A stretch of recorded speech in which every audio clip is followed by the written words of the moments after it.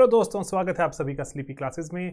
दोस्तों, एक न्यूज़ बार बार आपको देखने में मिलती है, हर साल देखने को मिलती है कि कोल की शॉर्टेज हो गई, कोल की शॉर्टेज हो गई। एंड अगर हम यहाँ पर देखते हैं कि ये एक सीजनैलिटी के जैसे नजर आता है कि एक पर्टिकुलर सीजन आता है, कोल फिर से नजर आता है कि शॉर्टेज हो गई उसकी, फिर न्यूज़ चली जाती है, फिर वापस देखते हैं वो सीजन वापस आया, बारिशों का सीजन, मानसून सीजन, फिर से कोल की शॉर्टेज हो जाती है। अकॉर्डिंगली यहाँ पर मैं चाहता हूँ आपसे डिस्कस करना कुछ इंपॉर्टेंट फैक्ट्स एंड डेटा भी, लेकिन मेंस के पर्सपेक्टिव से, यूपीएससी मेंस के पर्सपेक्टिव से कि कोल की शॉर्टेज सीजनल है या फिर नहीं, क्या किया जा सकता है इसके लिए, एक थोड़ा सा एक ब्रॉडर एक पर्सपेक्टिव, एक एनालिसिस मैं प्रेजेंट करना चाहता हूं आपके लिए।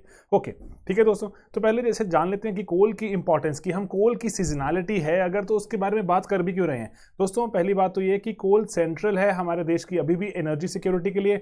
हमारे देश में अभी भी जो बिजली पैदा हो रही है उसमें अप्रॉक्सीमेटली जो 75%, 3/4 बिजली पैदा अभी भी कोल से हो रही है।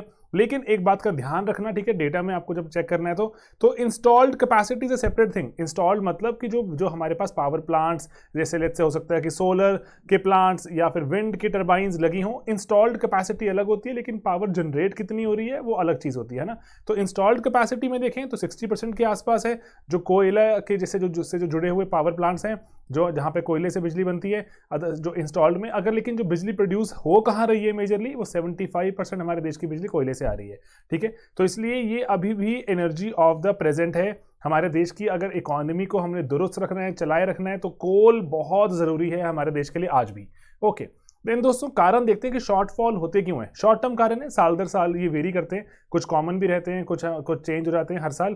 पहली चीज है कि जो डिमांड सप्लाई की इरेगुलरिटी है कोविड के कारण, तो कोविड ने जो इरेगुलरिटी कॉज करी कि एकदम से फैक्ट्रीज बंद हो गई, सडनली फैक्ट्री चल पड़ी, डिमांड बहुत बढ़ गई, सडनली इतना कोयला प्रोड्यूस नहीं हो पाया, तो उसके कारण कोयले की शॉर्टेज। देन जो मॉनसून में एकदम से स्पर्ट आया, एकदम से बिल्कुल मॉनसून खाली चल रहा था, सडनली बहुत ज्यादा मॉनसून बरसा एकदम से, माइनिंग करनी मुश्किल हो जाती है हमारे देश में। ओपन कास्ट माइनिंग्स मतलब जो एकदम खुले में जैसे होता है ना कि खोद खोद के कोयला निकालते हैं, एक होता है कि हम नीचे जाते हैं पहले, ठीक है, उसको शाफ्ट माइनिंग कहा जाता है, ठीक है। तो इन दोनों में अपने फर्क भी समझना है। शाफ्ट माइनिंग अलग होती है जिसमें आप जमीन के अंदर जाके कोयला निकालते हैं या कोई भी और निकालते हैं। ओपन कास्ट मतलब आप ऊपर से ही जो लेयर दर लेयर आप जो खुदाई कर करके आप जो उसमें से कोयला निकालते हैं, ठीक है। तो ओपन कास्ट माइंस है हमारे देश में, ज्यादा पानी भर जाता है उसमें गड्ढों में, एंड अकॉर्डिंगली माइनिंग रुक जाती है बारिशों में। मानसून लेट आया, बहुत ज्यादा बरसा सडनली, एंड इसलिए माइनिंग रुक गई। देन जो ड्राई स्पेल था जो जुलाई अगस्त में, उसके कारण इलेक्ट्रिसिटी की डिमांड जरूरत से ज्यादा हो गई, कोयले की शॉर्टेज। देन पावर प्लांट्स के पास भी जो स्टॉक्स हैं ऐसे नहीं है, भरपूर नहीं रखे हुए, स्टॉक्स भी लो रहते हैं, सडनली कोयले की शॉर्टेज बहुत ज्यादा बड़ी न्यूज बन जाती है, फैक्ट्रीज रुक जाती हैं, कट्स लग जाते हैं, एंड देश की ऑलरेडी जो एक अर्थव्यवस्था थोड़ी सी चरमराई रहती है उसको और झटका लगता है। एंड देन जो चाइना ने भी पर्टिकुलरली जो अपने इंपोर्ट बहुत ज्यादा बढ़ा दिए चाइना से, वरना कोयला दुनिया भर में सप्लाई होता है, लेकिन चाइना की इकोनॉमी एकदम से दुरुस्त हुई, चलना शुरू हुई, चाइना में बहुत एनर्जी चाहिए थी, एंड अगेन चाइना की खुद की जो कोल माइंस थी वहां पे प्रोडक्शन रुक गई थी बारिशों के चलते, वहां लैंडस्लाइड्स एक्सेट्रा बहुत कुछ हुआ, तो उसके चलते चाइना ने खुद बहुत सारा कोयला इंपोर्ट किया, हमारे देश में कोयला आना रुक गया, एंड कोयला महंगा हो गया, दुनिया भर में कोयला महंगा हो गया। उसके कारण भी हमारे देश में पर्टिकुलरली देखें तो बहुत दिक्कत महसूस की हमने कोयले की शॉर्टेज की। देन हमारे देश में इवैक्यूएशन लॉजिस्टिक्स की, माइंस अगर माइनिंग करती जा रही हैं उसको वहां से निकालना भी तो है, इवैक्यूएट भी तो करना है, कि अगर हम इवैक्यूएट नहीं कर पा रहे, हमारी जो रेलवे इंफ्रास्ट्रक्चर एकदम जो दुरुस्त नहीं है, मुस्तैद नहीं है रेलवे हमारा, तो इवैक्यूएट नहीं कर पाएंगे, तो इसलिए दिक्कत हो जाएगी, एंड कोयले की शॉर्टेज की खबर आपको बार बार देखने को मिलेगी। देन लॉन्ग टर्म भी कुछ कारण है। देन लॉन्ग टर्म क्या है, हमारे फाइनेंशियल क्राइसिस चलता है डिस्ट्रीब्यूशन सेक्टर में।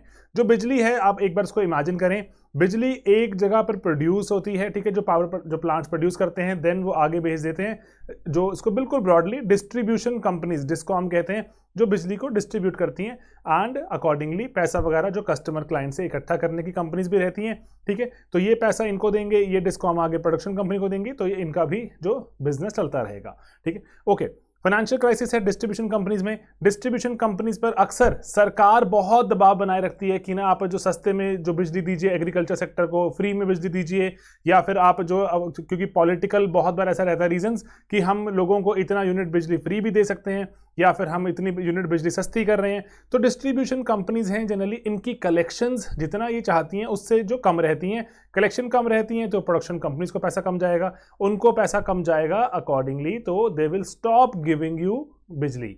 ठीक है, एंड वो फर्दर जो कोयले से जो कोयला से उन्होंने कोयला खरीदना है वो ये कोल भी नहीं खरीद पाएंगे जो हमारी प्रोडक्शन कंपनीज हैं, तो इसीलिए कोयले वाली कंपनीज कोयला कम निकालेंगी, तो इसलिए हमें पावर की क्राइसिस फील होगा ही होगा जब जब डिमांड बढ़ेगी। ओके, देन वहां पर है जो हमारे देश की जो कोयले की प्रोडक्शन हो सकती है दोस्तों, हम सऊदी अरेबिया हैं कोयले का, मतलब जितना ज़्यादा तेल, जैसे हम देखते हैं ना ऑयल रिच कंट्रीज हैं जैसे सऊदी अरब है, वेनेजुएला है, या फिर यूएई है, कतर है, इनके पास बहुत सारे तेल के रिजर्व्स हैं। ऐसे ही हमारे पास बहुत सारे कोल के रिजर्व्स हैं, लेकिन हम उसको निकाल नहीं पाते, एक्सट्रैक्ट नहीं कर पाते।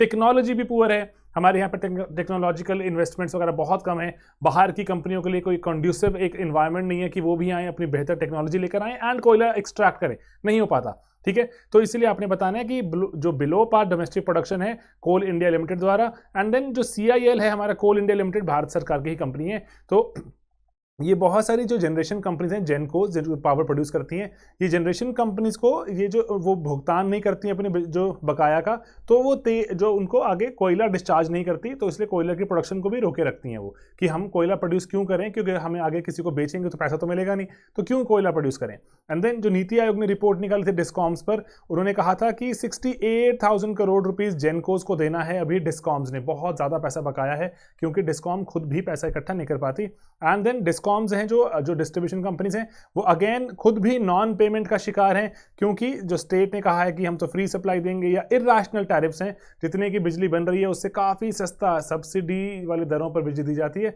तो इसी कारण से पावर परचेज करनी मुश्किल हो जाती है। उसके बाद एक जैसे हम इसका उपचार क्या करें, वे आउट की बात अगर सोचें तो दो तरह से इसको हम तोड़ सकते हैं। एक तो डिमांड साइड कि जैसे जो जो कोयला डिमांड कर रही हैं, जैसे कि हमारी बिजली की कंपनीज होती हैं कोयला डिमांड कर रही है ना, तो इन पर रिफॉर्म करें, एंड जो कोयला निकाल रहे हैं उन पर रिफॉर्म, सप्लाई साइड। ठीक है, तो इसको आप आंसर को अपने दो तरह से टुकड़ों में तोड़ सकते हैं, demand side and supply side. तो ऐसे ना आप आंसर बनाना भी सीखेंगे, आपकी कैसे आंसर बनाएं, बेहतर आंसर बनाएं, कि कम्युनिकेशन प्रॉपर होगी, आपके एग्जामिनर को लगेगा कि हाँ बढ़िया आंसर बनाया, समझदार आंसर बनाया। ओके, तो डिस्कॉम्स हैं पहले, वो क्या करें कि वो जो नए महंगे जो PPAs पावर परचेज अग्रीमेंट्स, इसको लिख लीजिएगा आप। ठीक है, वो कह रहे हैं नए महंगे पावर परचेज अग्रीमेंट्स साइन ना करें। ठीक है, अगर महंगे पावर परचेज अग्रीमेंट साइन करते हैं तो उससे बिजली का दर महंगा होगा और बकाया बढ़ता जाएगा। ये पता क्यों किया जाता है? आपको लगेगा सर कि वो महंगे हैं तो क्यों साइन कर रहे हैं? महंगे इसलिए साइन करते हैं क्योंकि ऑन द स्पॉट हमें बिजली चाहिए होती है, बिजली की रिक्वायरमेंट बहुत ज़्यादा बढ़ जाती है, बिजली इतनी प्रोड्यूस नहीं होती, तो जो स्पॉट पे मतलब ऑन द स्पॉट जो बिजली का जो दाम है, क्योंकि डिमांड बढ़ी हुई है तो बिजली का दाम जो बढ़ा होता है। एक्सचेंजेस हैं दुनिया में, हमारे देश में एक्सचेंजेस हैं जिसको हम इलेक्ट्रिसिटी एक्सचेंज कहते हैं। ठीक है, तो CERC एटसेट्रा वगैरह जो इसको रेगुलेट करते हैं, हमारे देश में एक जो इलेक्ट्रिसिटी जो रेगुलेशन एक कमेटी है, एक वो सेंट्रल गवर्नमेंट की, वो भी चलाती है, तो वो पूरा एक एक्सचेंज रन करती है इंडिया का। एक हमने अभी रिसेंटली IEX भी बनाया था, एनर्जी एक्सचेंज, तो वहाँ पर ऑन द स्पॉट जब डिमांड हाई है तो बिजली का दर भी हाई रहेगा, तो और ज़्यादा महंगी बिजली खरीदनी पड़ेगी। पहले ही बिजली नहीं है, महंगी बिजली खरीद रहे हैं, एंड महंगी बिजली खरीद के अपना बकाया और बढ़ा रहे हैं, दिक्कत है ना, अपने लिए खुद की प्रॉब्लम बढ़ा रहे हैं। देन फीडर्स कि वो कह रहे हैं एग्रीकल्चर और डोमेस्टिक कंजम्पशन, जैसे बिजली बनी तो बिजली बन के वो कह रहे हैं अलग अलग ही बेचिए। ठीक है, अलग अलग ही रखिए हिसाब, एग्रीकल्चर का फीडर अलग, एंड जो डोमेस्टिक घरों में या फिर जो इंडस्ट्रीज में जा रही है बिजली उसका डोमेस्टिक कंजम्पशन का फीडर अलग। ठीक है, क्योंकि देखो कि अगर आपने अनइंटरप्टेड पावर सप्लाई देनी है एग्रीकल्चर की, तो उसके लिए अलग तरह से जो आपको कुछ करना चाहिए ना, कि इतने खर्चा हो रहा है हमारे पास, एंड अकॉर्डिंगली सरकार से उतना जो अब बिल रेज करें कि सरकार जी अगर हमने इतनी फ्री बिजली देनी है एग्रीकल्चर को तो हमें पैसा भी दीजिए, आप 200 करोड़ 500 करोड़ जो बिजली का बिल आएगा वो आप दीजिए, बाकी जो लोगों को हम सप्लाई कर रहे हैं हम लोगों से लेते रहेंगे। ठीक है, अदरवाइज अभी क्रॉस सब्सिडाइजेशन शुरू हो जाती है, लोगों को ही जाकर लोगों को जो एक तो बिजली नहीं मिलती है, बहुत महंगे दरों पे मिलती है एक, एंड वो they end up subsidizing for agriculture, जबकि ये काम गवर्नमेंट को ही करना चाहिए था। ओके, देन इसलिए वो कह रहे हैं सोलर पंप्स को प्रमोट कीजिए। कुसुम स्कीम है, आप यहाँ डाल सकते हैं कि कुसुम स्कीम को हमें और अग्रेसिवली प्रमोट करना चाहिए, उससे सोलर पंप्स बनते हैं। एंड देन जो AT&C लॉस बोलते हैं, aggregate technical and commercial losses, कि जो डिस्ट्रीब्यूशन के वक्त भी आते हैं, हमारी बिजली की तारें अगर प्रॉपर नहीं है उससे भी टेक्निकल लॉसेज हो जाएंगे। एंड जो उसके बाद मीटर्स अगर सही से नहीं देख रहे, बिजली की चोरी भी हो रही है, ठीक है, तो उसके वो कह रहे हैं 22% तो हम लूज कर देते हैं अपनी बिजली टू AT&C लॉसेज, ठीक है, तो उसको भी कम करने पर जोर देना चाहिए। एंड उसके लिए सेंट्रल गवर्नमेंट ने फंड भी रखा हुआ है, पैसे सरकार देती है स्टेट गवर्नमेंट्स को इसको इंप्रूव करने के लिए। ओके, सप्लाई साइड के रिफॉर्म्स, ठीक है दोस्तों, बहुत ही मैं चाह रहा था ये डेंस आंसर बने, एडिटोरियल्स हैं जो अखबारों में आए थे, the Hindu, business line etcetera में, तो वहीं से ही हमने भी इसको बोरो किया एंड बढ़िया आंसर बन रहे हैं, सिर्फ कुछ ही एडिटोरियल्स इकट्ठे किए, अच्छा आंसर बन गया एंड अच्छा एक रात एनालिसिस बन गया। आप इसको यूज कर सकते हैं अपने जो नोट्स मेकिंग में, आंसर राइटिंग में। ओके, जो हमारी कोल इंडिया लिमिटेड है उसने कहा था वो 1 बिलियन टन जो कोयला निकालना शुरू कर देगी 2019-20 तक, नहीं हो पाया, अभी 600 मिलियन टन ही निकाल पाती है। एंड देन इसको रैपिडली रैंप अप करना पड़ेगा ना हमें, कि अगर 1 बिलियन टन की रिक्वायरमेंट आ रही है तो आप क्यों नहीं निकाल पा रहे, है ना, आप निकालिए, टेक्नोलॉजिकल अपग्रेडेशन कीजिए, डिमांड है आप सर्व नहीं कर पा रहे। देन इंपोर्ट डिपेंडेंसी, क्योंकि सिंस डिमांड है कोल इंडिया निकाल नहीं पाता, हमें इंपोर्ट करना पड़ता है, इंपोर्ट की डिपेंडेंसी भी कम हो जाएगी CIL अगर काम दुरुस्त तरह से करे। एंड मैनेजरियल इनएफिशिएंसीज हैं, बार बार अखबारों में आर्टिकल आते हैं CIL की मैनेजरियल इनएफिशिएंसीज को लेकर, अंडर रिक्रूटमेंट है वहां पर पहली बात तो। एंड देन बहुत बार ऐसे लिखा जाता है कि जो CIL के एम्प्लॉइज हैं वो कोल इंडिया की स्कीम के सिवा बाकी सभी स्कीम्स पर काम करते पाए जाते हैं। एंड देन वो कह रहे हैं जो समर प्रोडक्शन है वो इंप्रूव की जा सकती है कोयले की, क्योंकि समर में प्रोडक्शन हो जाएगी तो फिर से मानसून आएगा, अगर डिले होगा तो हमने बफर बिल्ड किया होगा। एंड जो टेक्नोलॉजी और नो हाउ एटसेट्रा, जो ऐसी कंट्रीज हैं जहां पर कोयला बहुत ज्यादा निकाला जाता है, एफिशिएंटली निकाला जाता है, जैसे ऑस्ट्रेलिया, उनसे मदद ली जानी चाहिए एंड उनसे टेक्नोलॉजी के बारे में भी बात करनी चाहिए ताकि हम अपनी कंट्री को भी बेटर एफिशिएंट तरीके से रन कर पाएं। ओके, देन हम सप्लाई साइड में बियॉन्ड दैट देखें, जो हमारा पीक लोड फैक्टर होता है वो कोल इंडिया में अभी 50% है। कभी भी किसी भी वक्त जाएंगे आप, that means you will find कि मशीनें आधे से ज्यादा चल ही नहीं रही हैं, 50% से ऊपर नहीं चल रही हैं। अखबारों के आर्टिकल्स कह रहे हैं, ये हमारा डेटा खुद का नहीं है, ठीक है। एंड देन वो कह रहे हैं सीनियर पोस्ट दे लाई वेकेंट, CIL के रिफॉर्म्स की बात हो रही है। आपको अगर कोल इंडिया लिमिटेड के रिफॉर्म्स पर भी सवाल पूछा जाए तो आप ये आंसर में से बोरो कर सकते हैं, ठीक है। एंड वहां पर आर्टिकल लिखते हैं कि जो एम्प्लॉइज हैं they have been working for other government schemes, they are occupied elsewhere, जबकि उनको कोल इंडिया पर फोकस करना चाहिए जहां पे बहुत ज्यादा ऑलरेडी क्राइसिस चलता है, उस पर काम करना चाहिए। They appear to be working for other government schemes. And article में जैसे बहुत बढ़िया बात लिखी थी कि अगर हमें पावर प्लांट्स के साथ अगर हमें काम करना है, पावर प्लांट्स अकेले अगर जो कुछ नहीं कर सकते, ना ही कोल इंडिया, बीच में जो उनके साथ जो उनको जोड़ता है वो है रेलवेज।